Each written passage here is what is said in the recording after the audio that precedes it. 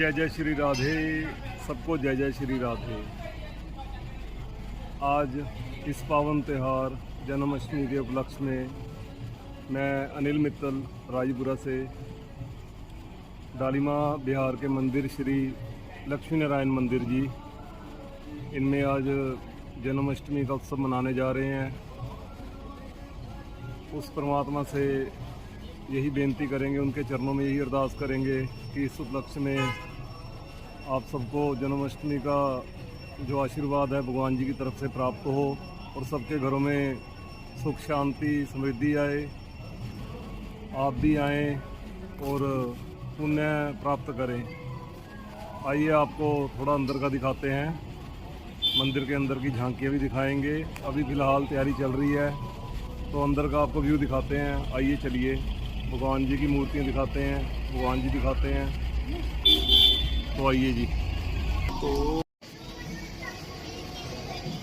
ये है जी मंदिर के बाहर का दृश्य।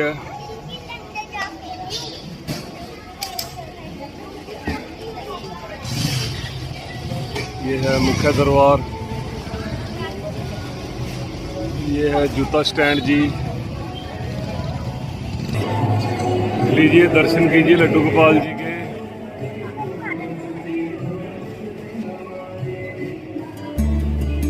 झूल रहे हैं।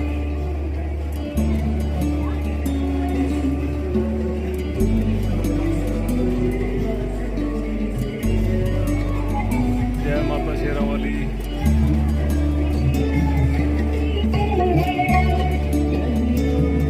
जय जय भोलेनाथ।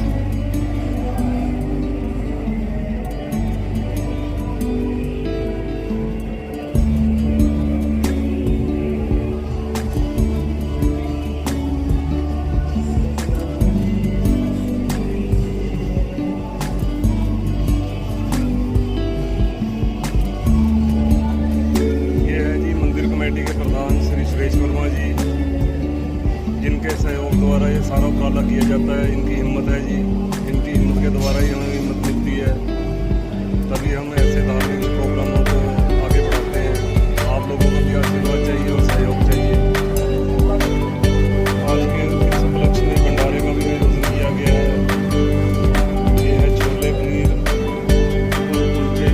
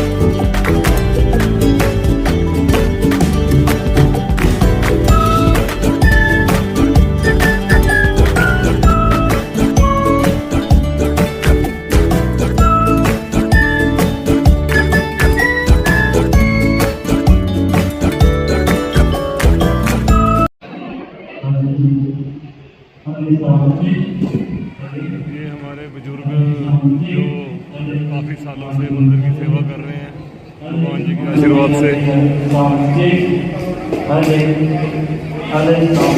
बहुत बढ़ चढ़ कर योगदान दिया जाता है इनके द्वारा।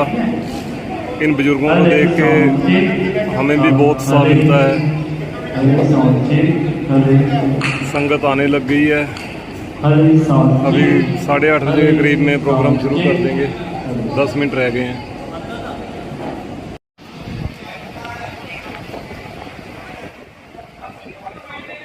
जागरण संस्था के अध्यक्ष गुरु जी महाराज वो भी पधार चुके हैं। मंदिर कमेटी के सदस्य उनका स्वागत कर रहे हैं।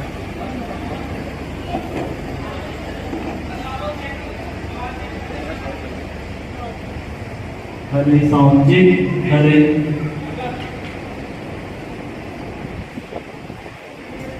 हरे हरे साउंड जी, हरे हरे साउंड जी,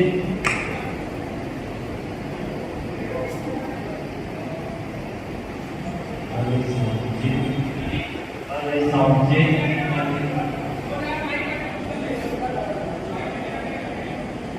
हरे साउंड जी। जय जय श्री राधे, हरे जय जय राम श्री जी, कृष्ण। हाँ। हरे राम जी, हरे हरे राम जी, हरे राम जी, हरे राम जी, हरे राम जी।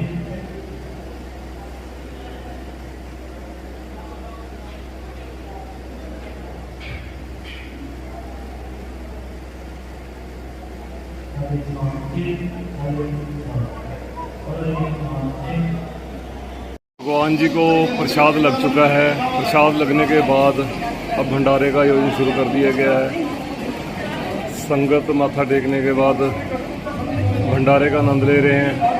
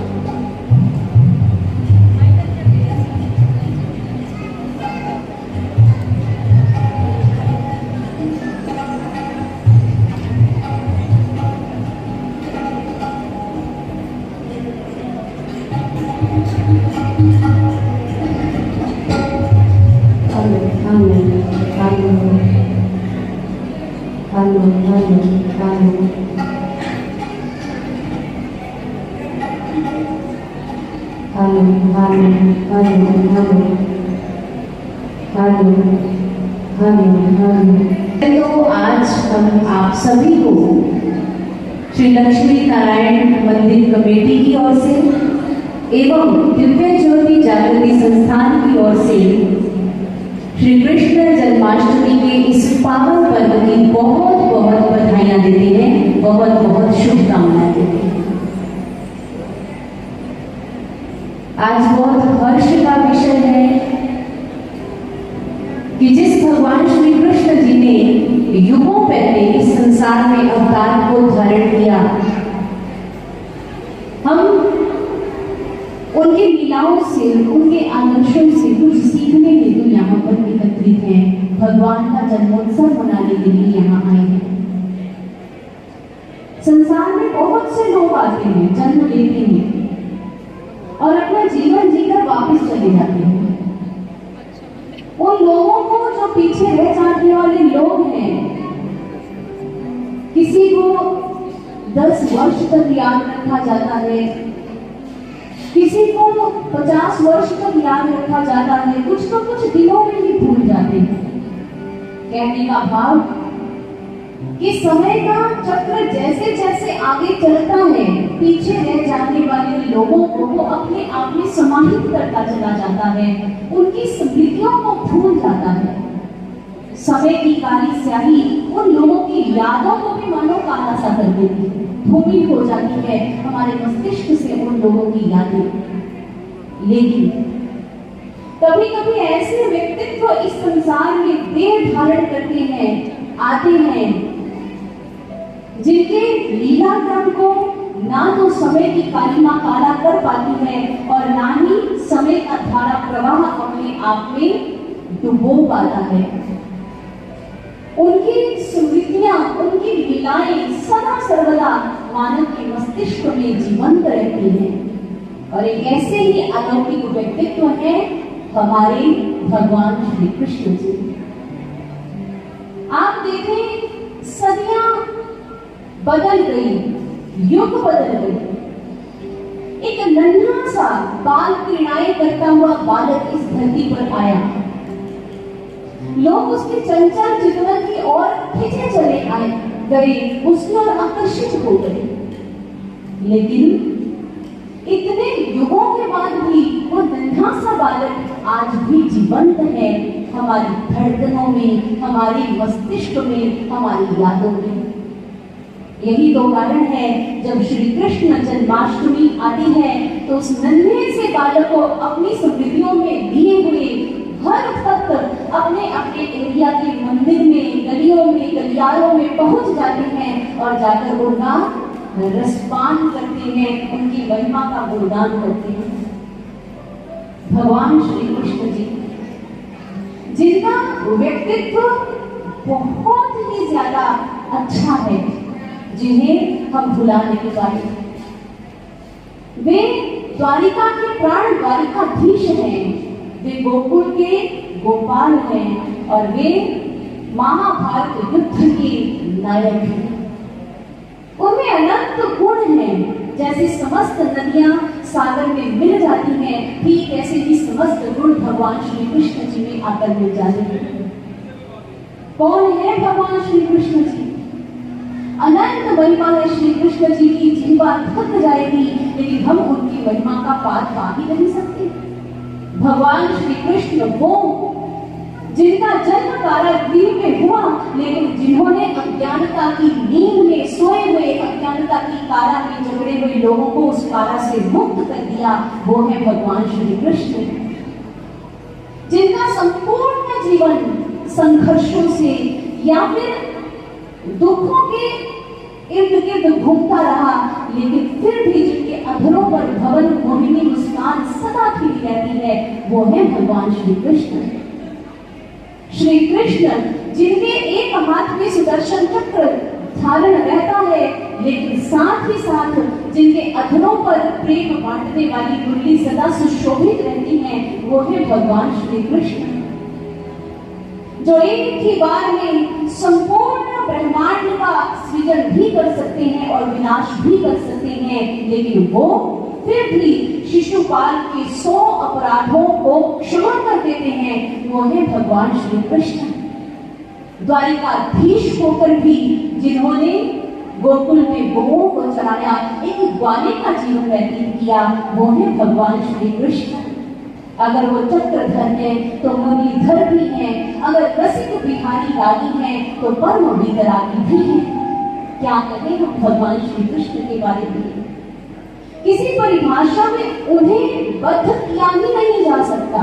इसलिए तो भक्त ने कहा कि कृष्ण तुम पर क्या लिखूं, कितना लिखूं, रहोगे तुम फिर भी अपरिभाषित, चाहे मैं जितना लिखूं।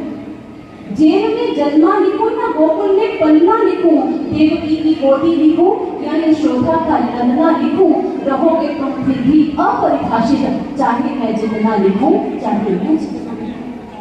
वे अपरिभाषित हैं, उनकी तुलना किसी के साथ हो नहीं सकती, वे 16 कला संपन्न है। ऐसे है भगवान श्री कृष्ण। और ऐसे भगवान जिस भक्त के जीवन में आ जाए तो हर भक्त अपने प्रभु के रंग में रंगना चाहेगा। हर भक्त चाहेगा मेरा ऐसे भगवान से कभी नाता टूटे ही ना, मेरा मन सदा भगवान की ओर खिंचा चला जाए, सदा प्रभु की ओर आकर्षित रहे। और आए आज हम भी इस कार्यक्रम का शुभारंभ एक ऐसी ही प्रार्थना से करते हैं कि हे कान्हा, हे भगवान, मुझे सदा अपने रंग में रंगना, मेरा नाता तुम्हारे साथ से कभी टूटे ना। आइए हम सभी मिलकर इस प्रार्थना को, इस भजन को श्रवण करते हैं और कोशिश करेंगे साथ साथ सहयोग देने की, साथ साथ गाने की।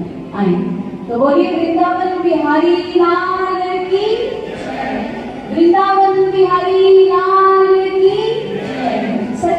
परिवार की जय।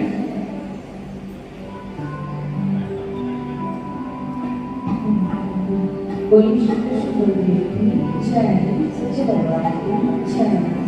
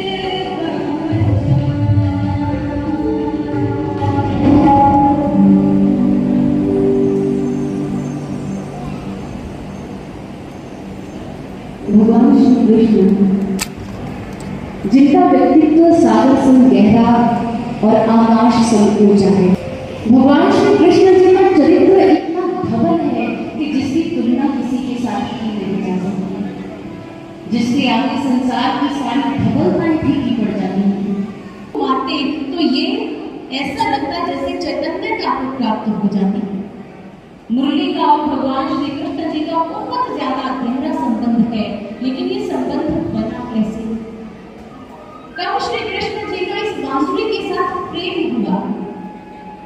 उनकी एक बाल लीला आती है कि एक बार एक धनवा नाम का मुरली बेचने वाला व्यक्ति गोकुल में आया और हर गलियारे में घूमता हुआ वे सभी को आकर्षित कर रहा है, बांसुरी बजा रहा है और साथ ही साथ सभी को कह रहा है मुरली ले लो, अरे भाई कोई मुरली ले लो। अब जैसे ही श्री कृष्ण जी के कर्ण गोचर को बांसुरी की ध्वनि हुई तो उसी समय कन्हैया अपने गृह से निकले और सारा दिन जहां जहां मुरली वादक गया वहीं वहीं भगवान श्री कृष्ण उसके पीछे पीछे बोली।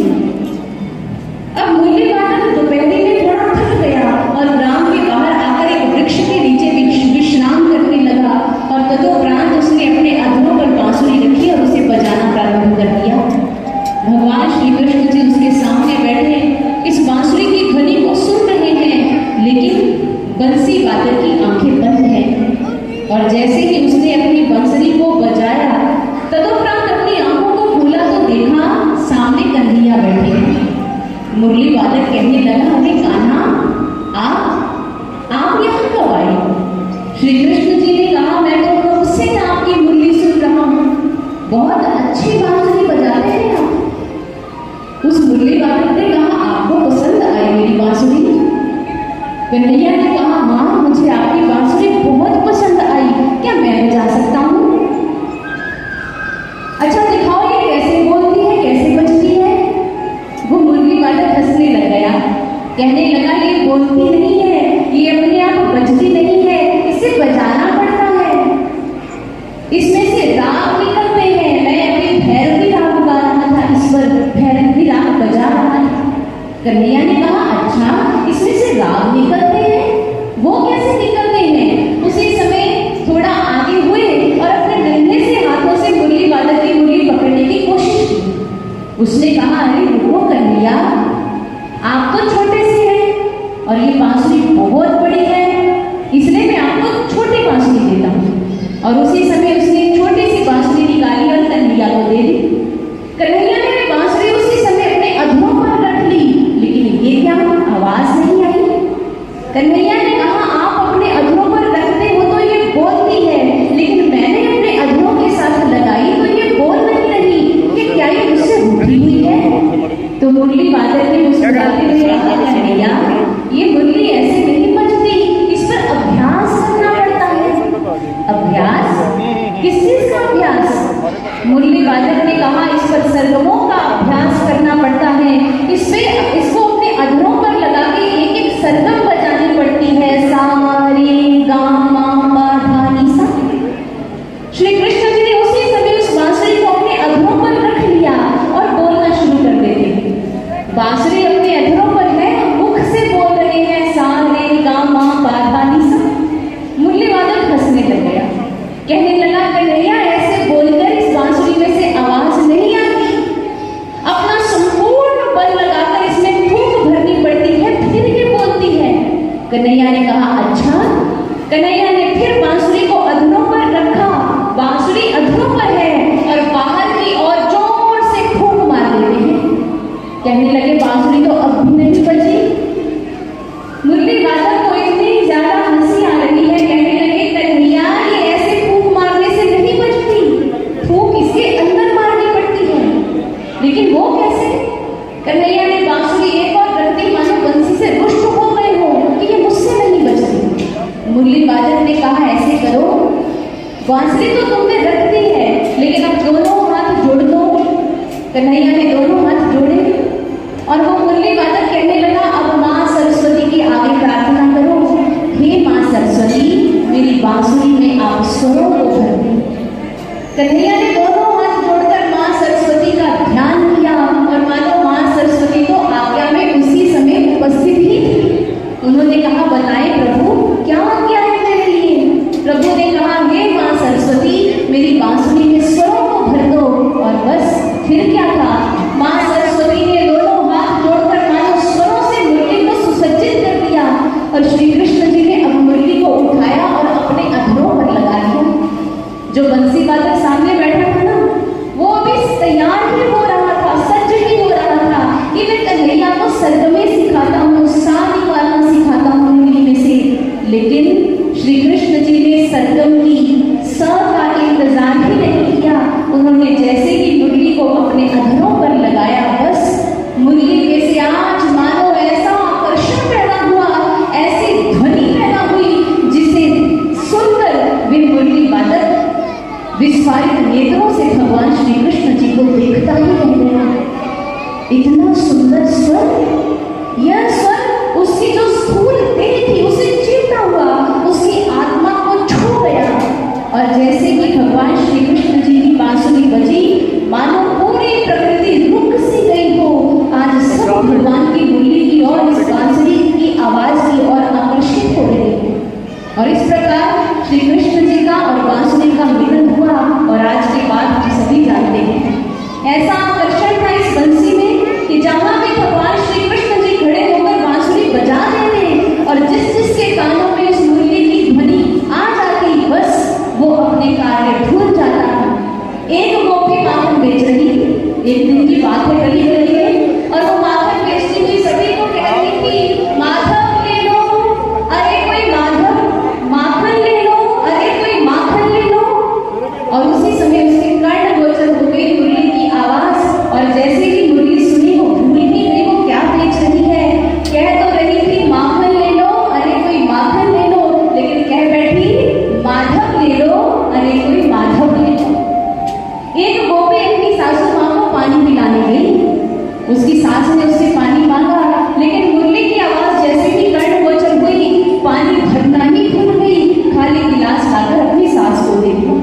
भाव इस बांसुरी में ऐसा आकर्षण था जो जहाँ खड़ा होता वो वहीं का वहीं स्तब्ध रह जाता, वो वहीं का वहीं रुक जाता।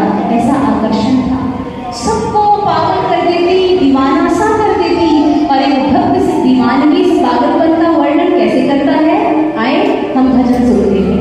भजन तो सुनेंगे, लेकिन उसके लिए, इस भजन के लिए कन्हैया ने अपनी अंगड़ी को टेढ़ी किया। ये मंडली बना दी गई, चौरे प्रचार मंडली। इस मंडली के बहुत से सदस्य की ड्यूटी लगाई गई कि जाओ जाकर देखो कौन सी गोपी घर नहीं है, और जो गोपी घर नहीं होती कन्हैया सरकार बनकर अपनी मंडली के साथ उसी घर में धावा बोल देते, सारे का सारा माखन चुराकर वहां से 9-11 हो जाते। इस प्रकार से कन्हैया के मित्र कन्हैया के साथ माखन चुराते और आज के बाद गोकुल में कन्हैया का यह नाम प्रसिद्ध हो गया। क्या नाम था? माखन चोर। बोलिए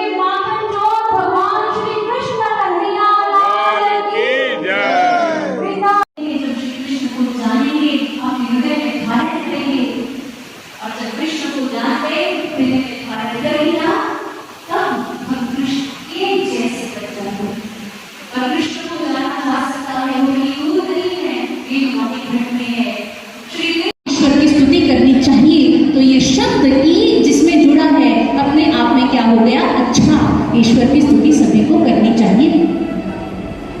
लेकिन अगर इसी ई को हेट में जोड़ दिया जाए, HATE, और अगर कोई ये कहे आई हेट द गॉड, तो ये शब्द अपने आप में क्या बन गया, सेंटेंस बुरा अर्थ ले लेगा। टिम फिशर कहते हैं ठीक यही स्थिति संगीत की है। संगीत न्यूट्रल है, स्वर, ताल और लय का संगम है, लेकिन निर्भर इस पर करता है कि एक संगीतकार इसमें कौन से मोती पिरोता है, कौन से शब्द पिरोता है। एक संगीतकार की सोच के, उसकी मंशा के ढांचे में ढलकर ही संगीत अच्छा या बुरा हो जाता है।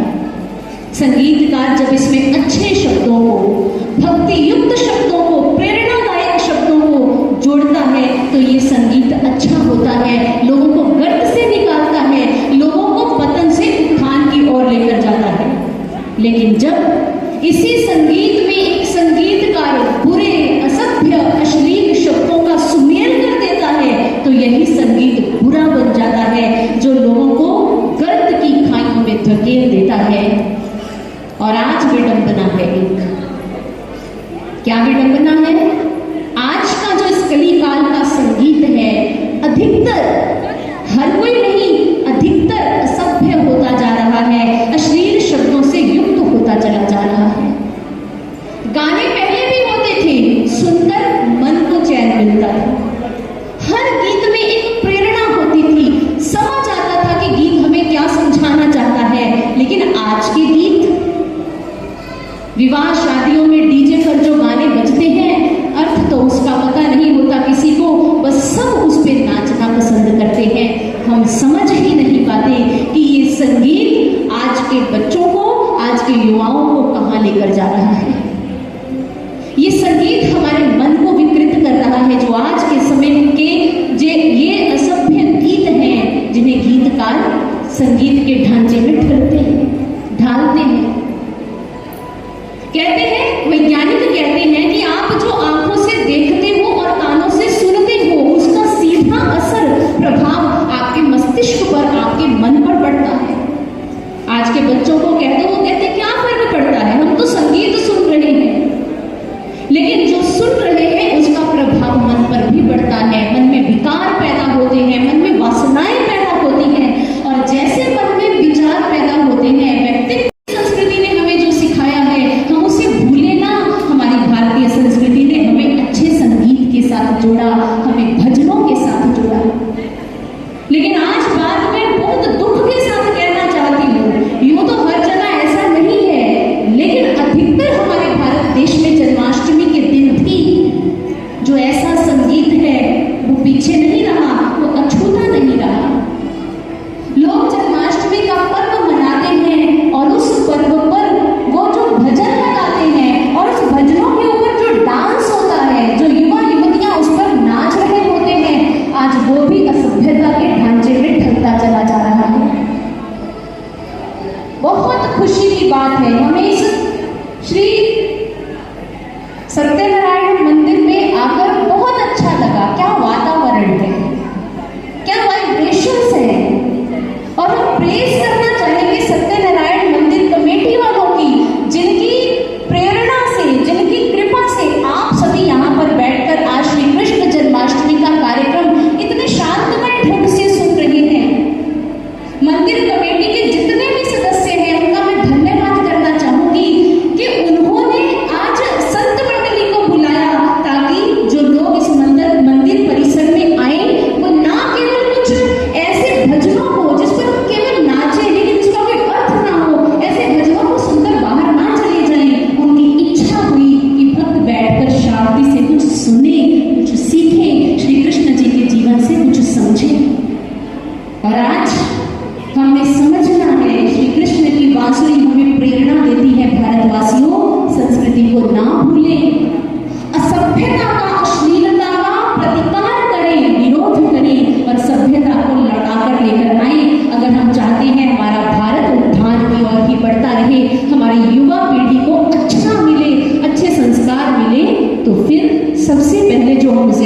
सुनते हैं जीवन में। आजकल ब्लूटूथ है, ईयरफोन है, कानों में लगे होते हैं और ना जाने कैसा कैसा संगीत सुनते हैं।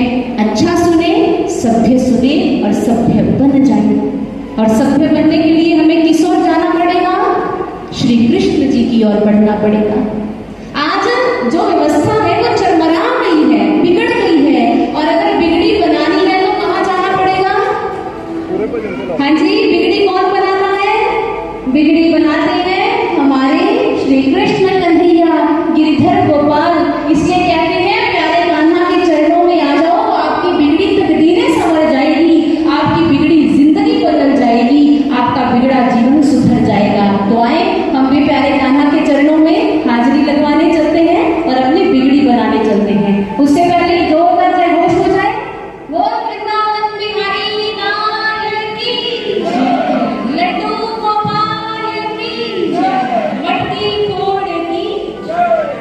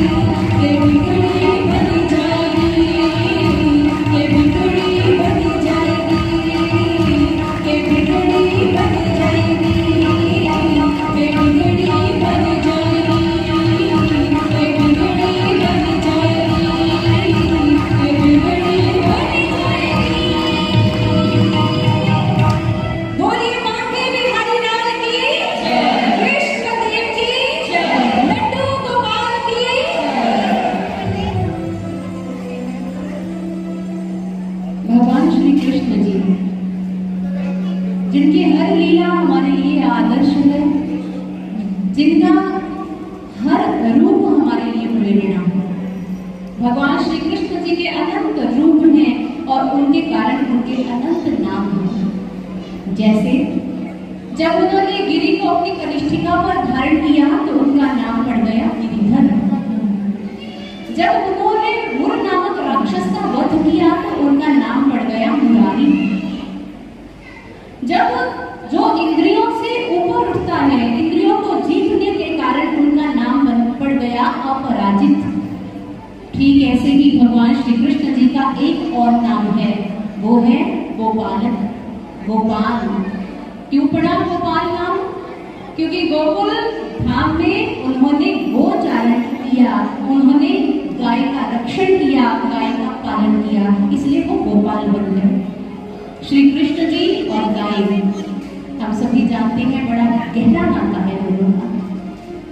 भगवान श्री कृष्ण जी को गाय से इतना ज्यादा प्रेम था कि वो गाय माँ की सुबह उठकर पूजा करते, उनका वंदन करते, उनको तिलक लगाते, फिर उनका प्रारंभ होता प्रभात का, दिनचर्या उनकी फिर शुरू होती।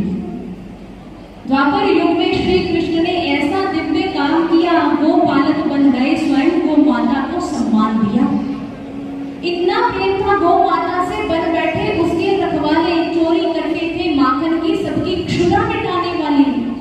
चूम के मस्तक गौ माता का चरणों में प्रणाम किया, गो पालक बन गए, स्वयं गौ माता को सम्मान दिया, गो पालक बन गए, स्वयं गौ माता को सम्मान दिया। भगवान श्री कृष्ण जी इतना प्रेम करते थे गौ माता से कि कहते हैं जिस समय वो गाय चराने के लिए वन में जाते तो तब उनके पगों में जूते नहीं होते थे, वो पादुका नहीं पहनते थे। ये लीला कुछ इस प्रकार से है, कहते हैं एक बार क्या हुआ, भगवान श्री कृष्ण जी को कलेवा करवाने के लिए, खाना खिलाने के लिए मां यशोदा उनके पास आई और कहने लगी कन्हैया लो आज मैं अपने हाथों से तुझे भोजन करवाऊंगी। कन्हैया ने उसी समय अपना मुख एक और दूसरी ओर घुमा लिया। मां ने कहा कन्हैया क्या बात है, आज भोजन नहीं करोगे? कन्हैया ने कहा ना भैया, आज तो मेरी भूख हड़ताल है। अरे कन्हैया भूख हड़ताल, इतनी छोटी सी उम्र में क्या हो गया? कन्हैया ने कहा माँ मेरे सारे मित्र गौ चराने के लिए वन में जाते हैं, एक मैं ही गौ चराने नहीं जाता और मैंने तब तक के लिए भूख हड़ताल कर रखी है जब तक मैं गाय चराने के लिए वन में नहीं जाऊंगा।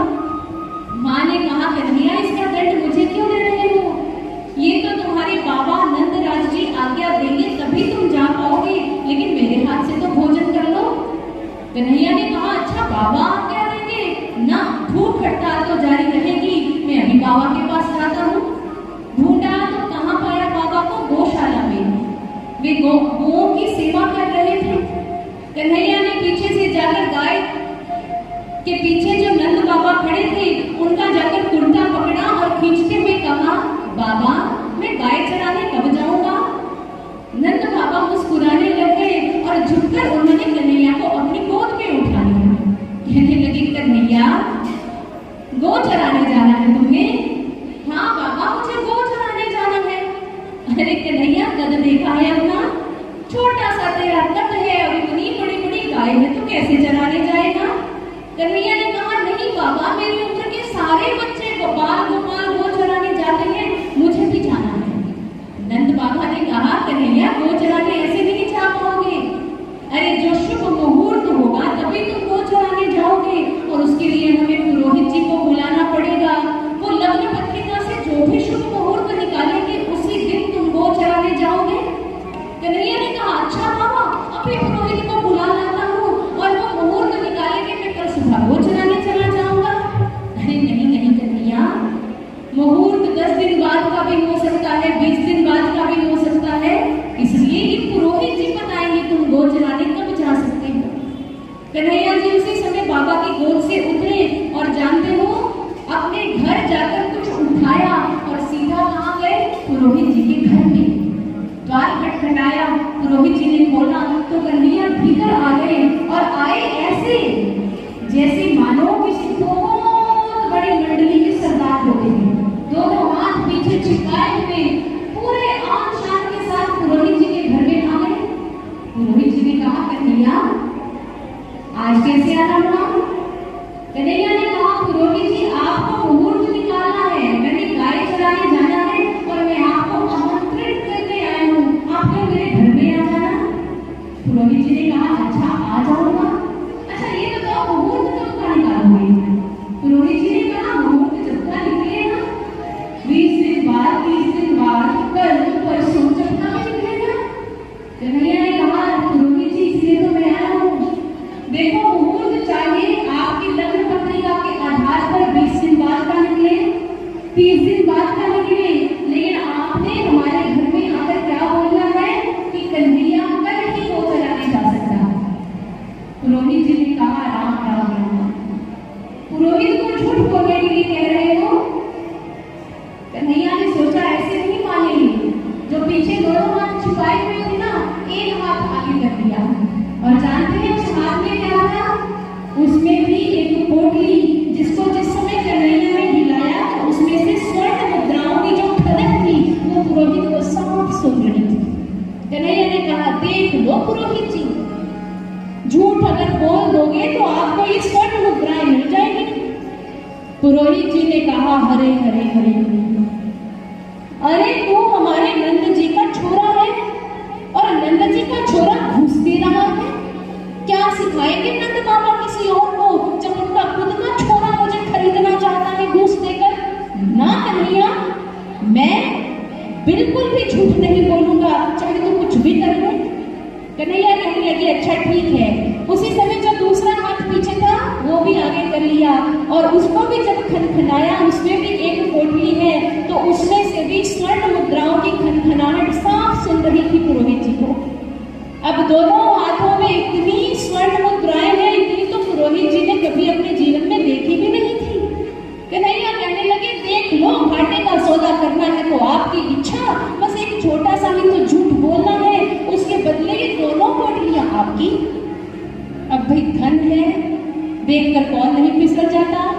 पुरोहित जी ने कहा ठीक है कन्हैया वैसे कभी झूठ बोला नहीं, अगर तू कहता है तो मैं झूठ बोल दूंगा। और इतना कहकर वो पोटलियां दोनों अपने पास रख ली। अगला दिन आया, पुरोहित जी पहुंच गए नंदराय जी के घर में। वहां जाकर क्या देखा, एक हवन का इंतजाम किया गया है, वेदी सजाई गई है और पुरोहित जी आकर बैठ गए। उसमें लकड़ी इत्यादि रखकर पूरी हवन सामग्री डालकर तैयारी कर रहे हैं। और जैसे ही तैयारी होगी तो पुरोहित जी ने कहा आइए यजमान आकर सामने बैठ जाएं। अब इधर पुरोहित जी है यज्ञशाला के और यजमान कहाँ बैठते हैं, पुरोहित के बिल्कुल सामने। अब सामने आकर बैठ गए नंदराय जी और यशोदा जी और उनके बिल्कुल बीचों बीच सेंटर में बैठ गए कौन, हमारे कृष्ण कन्हैया। अब पुरोहित जी ने हवन इत्यादि मंत्र इत्यादि पढ़े, सब कुछ जिस समय संपूर्ण कर दिया। अब बारी थी मुहूर्त निकालने की। नंदराय जी ने कहा हाँ जी बताइए पुरोहित जी कन्हैया गाय कब चराने जाएगी। पुरोहित जी ने उसी समय अपनी पत्रिका इत्यादि उठाई, काफी देर तक देखते रहे, जो पन्ने थे वो पलटते रहे कब जाएगा। और जैसे ही सारे ग्रह नक्षत्र इत्यादि देखकर मुहूर्त निकाला तो बाप रे बाप, मुहूर्त तो निकल रहा है 10 दिन बाद का, लेकिन कन्हैया ने क्या कहा था, आपको बोलना है कल ही कन्हैया गाय चराने जाएगा। और उसी समय पुरोहित जी ने मन ही मन सोचा अरे ये छोटा सा बालक है, इसके पीछे लगकर क्या मैं अपने धर्म से च्युत हो जाऊं ना, चाहे कुछ भी हो जाए मैं तो सच बोलूंगा। और जैसे ही सच बोलने के लिए नंदराय जी की ओर देखा, इससे पहले कुछ बोलते उससे पहले पुरोहित जी की आंखें मिल गई किसके साथ, श्री कृष्ण जी की आंखों के साथ। और श्री कृष्ण जी को वो तो अंतर्यामी है, सब पता है पुरोहित जी के मन में मस्तिष्क में क्या चल रहा है। और उसी समय यूं अंतर बैठ गए, कहने लगे अच्छा सच बोलना है आपको, आपको ये कहना है कि कन्हैया 10 दिन बाद गाय चराने जाएगा, बोलो सच बोलो आप, मैं भी सारी कोल पट्टी खोल दूंगा, आंखों ही आंखों में बात हो रही है, सब बता दूंगा अपने बाबा को कितने में बिके हुआ, देख लो।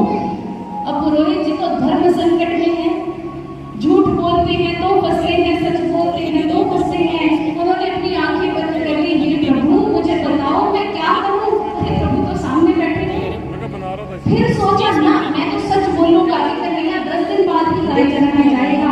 और उसी समय पुरोहित जी ने अपनी आंखें खोली, फिर से सीधी कन्हैया की आंखों के साथ मिल गई। और जैसे ही नजर मिली, इस बार कन्हैया ने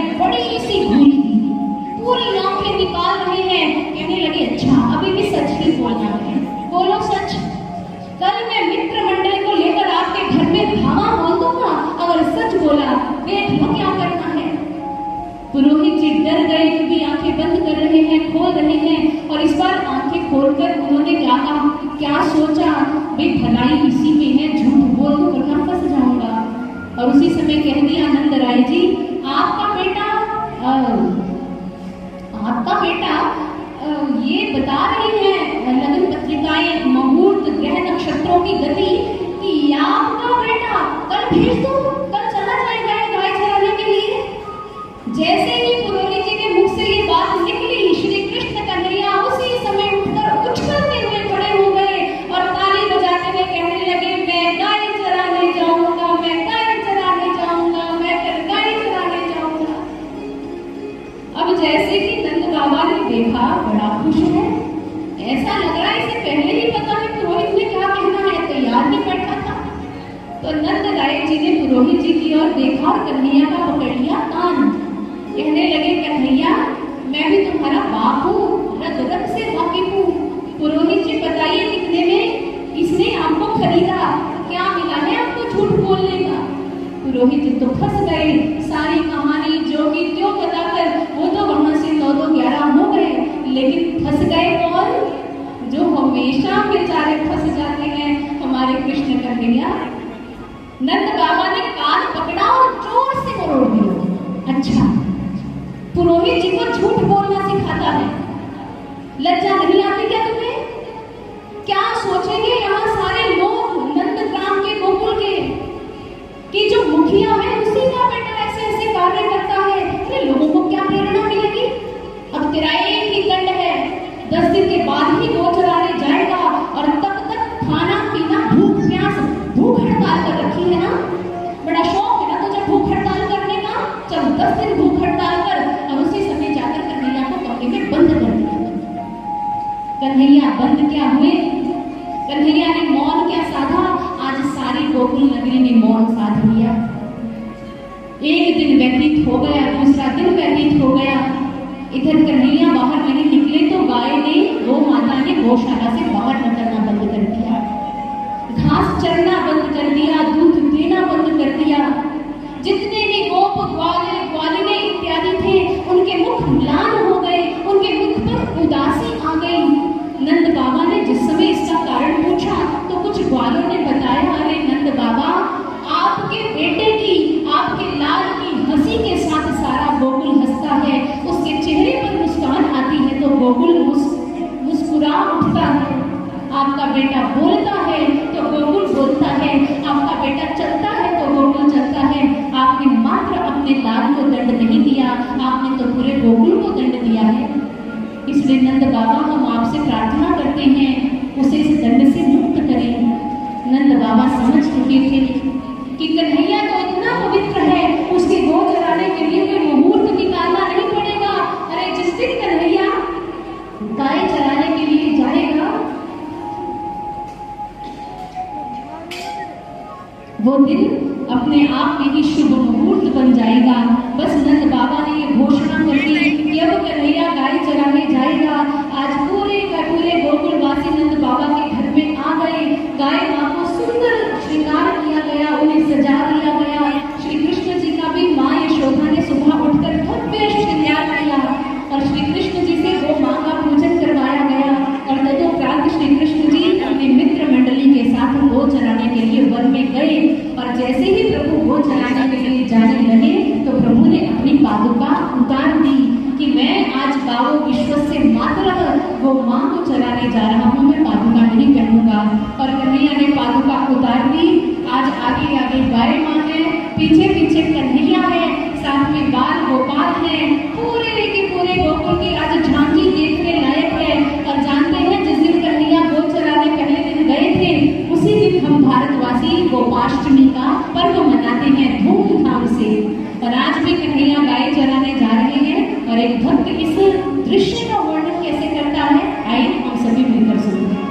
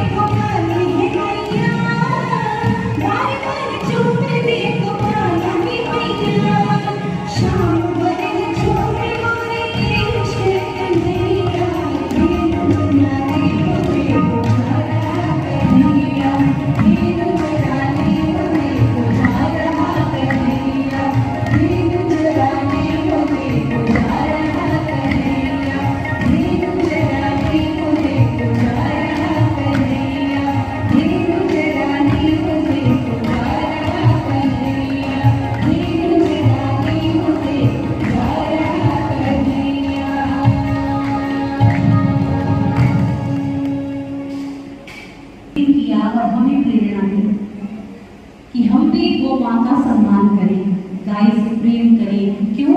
क्योंकि गाय माँ हमारी भारतीय संस्कृति की मेरुदंड है। आर्य संस्कृति के 4 स्तंभ हैं, आधारभूत स्तंभ, गाय, गंगा, गीता, गायत्री। और जो गाय है उसे विश्व की माँ कहा गया हमारे वेदों में, गावो विश्वस्य मातरः। गाय के ऊपर हमारे भारत की इकोनॉमी टिकी है, गाय के ऊपर हमारे भारत की पूरी व्यवस्था टिकी है।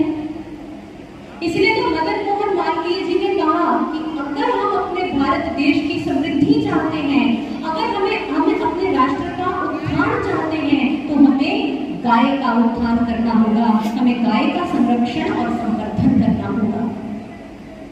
बाल गंगाधर तिलक जी ने इसीलिए तो कहा, उन्होंने कहा तुम मुझे मार दो लेकिन मेरी गाय को कुछ ना कहो, मेरी गाय को नुकसान ना पहुंचाओ, क्योंकि गाय से प्राप्त पंचगव्य पदार्थ मेरे लिए और मेरे भारतवासियों के लिए बहुत ज्यादा उपयोगी है। गाय को मां की संज्ञा दी गई। बीरबल, आप सभी उनका नाम जानते हैं, अकबर के मंत्री थे और राजा अकबर को भारतीय संस्कृति के साथ उन्होंने जोड़ने का कार्य किया, अवगत करवाया कि हमारी संस्कृति कितनी महान है। अकबर ने एक बार उनसे पूछा, बताओ कौन सा पशु सबसे अच्छा दूध देता है, किस पशु का दूध अमृत तुल्य होता है, सुपाच्य होता है? तो बीरबल ने झट से उत्तर दे दिया कि जिस पशु का बहुत अच्छा दूध और सुपाच्य होता है वो है भैंस। अकबर हैरान हो गया, उसने कहा तुम तो आर्य संस्कृति के साथ संबंध रखते हो ना, तुम्हारा उत्तर ये नहीं होना चाहिए था। मैं आशा करता हूँ कि तुम्हारा उत्तर होना चाहिए था क्या, गाय, फिर तुमने भैंस क्यों कहा? तो बीरबल ने कहा, जहां पना जैसा प्रश्न था वैसा उत्तर दे दिया। आपने कहा था किस पशु का दूध अच्छा होता है, तो पशु तो फिर भैंस की है, गाय को तो हमारी भारतीय संस्कृति में मां कहा जाता है, गावो विश्वस्य मातरः, ये पशु नहीं। गाय का सम्मान किया गया और ऐसा नहीं है कि अकारण किसी अंधविश्वास के कारण गाय को मां कह दिया। गाय में मां जैसी करुणा है। विश्व भर में जो सबसे ज्यादा सुंदर आंखें हैं वो गौ मां की है, जिसमें से ममता बरसती है, करुणा बरसती है। मैं यहाँ एक तथ्य जोड़ देना चाहती हूँ चलते चलते, जिस गाय की महिमा हमारी आर्य संस्कृति में गाई, हमारी भारत में गाई, उपनिषदों में, वेदों में गाई, वो है देसी गाय। और पंजाब की जो सबसे उत्तम नस्ल है देसी गाय में वो है साहिवाल। याद रखना इस बात को, बहुतों को पता होगा। और ये गाय मां मूल्य है, इसलिए तो वैज्ञानिकों ने कहा, सबको पता है गाय का दूध होता है। आप जानते हैं गाय के दूध में कितने अच्छे तत्व होते हैं जो हमारे शरीर के लिए वैज्ञानिक कहते हैं ये दूध नहीं, ये औषधि है। गाय के दूध को इस धरती का अमृत कहा। यक्ष जी ने युधिष्ठिर जी से जब प्रश्न पूछे तो एक प्रश्न था, अमृतम किम, धरती का अमृत क्या है? तो उन्होंने यही कहा था, गाय का दूध ही धरती का अमृत है। गाय के दूध में कितने प्रकार से, जैसे 6 प्रकार के विटामिन, 8 प्रकार के प्रोटीन, 19 प्रकार के नाइट्रोजन, 25 प्रकार के खनिज तत्व, 2 प्रकार की शर्करा इत्यादि पाई जाती है। इसके साथ भरपूर मात्रा में कैल्शियम होता है। केवल दुग्ध ही नहीं, अगर हम गौमूत्र की बात करें तो वैज्ञानिकों ने रिसर्च करके कहा है कि गौ का जो मूत्र है वो अकेला 400 प्रकार की बीमारियों को ठीक कर सकता है अगर कोई इसका पान करे अपने जीवन में। गाय के मूत्र से हमारे भारत देश में खेती होती थी और जो भारत की धरती थी उर्वर होती थी, उपजाऊ होती थी। हमारे भारत को कहा जाता था सोने की चिड़िया, और ये कृषि प्रधान देश है, यहाँ खेती होती थी और किसान उस समय अपने खेतों से सोना काट के घर लेकर आता था। इतनी पैदावार होती थी खेतों में।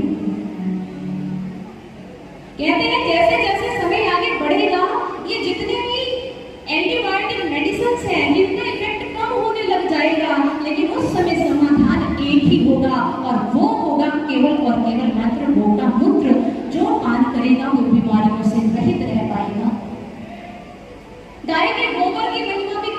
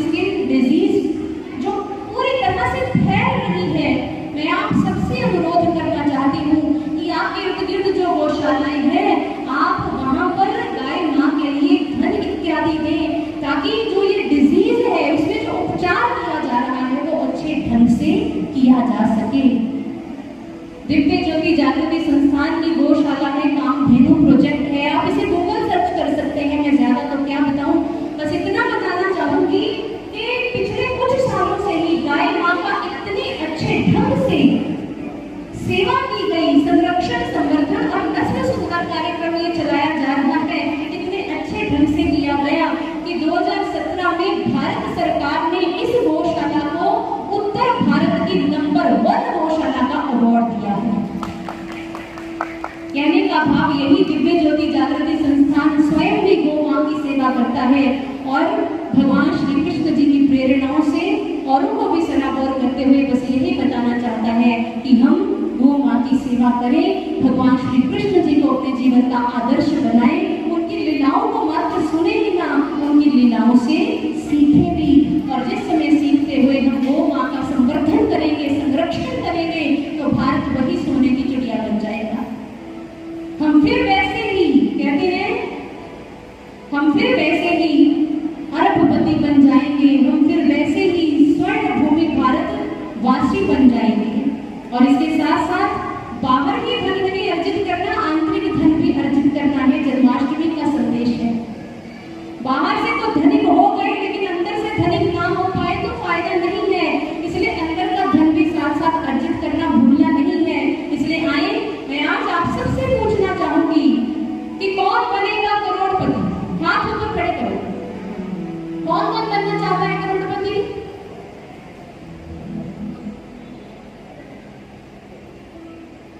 क्या बात है, राजपुरा निवासी करोड़पति नहीं बनना चाहते? कहते होंगे संतों के पास बैठे हैं, कोई अमिताभ बच्चन जी सामने होते तो हम अपने हाथ भी ऊपर उठा लेते, संत क्या देंगे। लेकिन संत बनाते हैं ऐसे करोड़पति, बाहर की करोड़ों की गिनती तो डाउन होती है, धीरे धीरे खत्म हो जाती है, लेकिन जो संतों से मिलता है, जो श्री कृष्ण जी से करोड़ मिलता है, वो डाउन नहीं होता, वो आगे अरबों में, खरबों में बदल जाता है।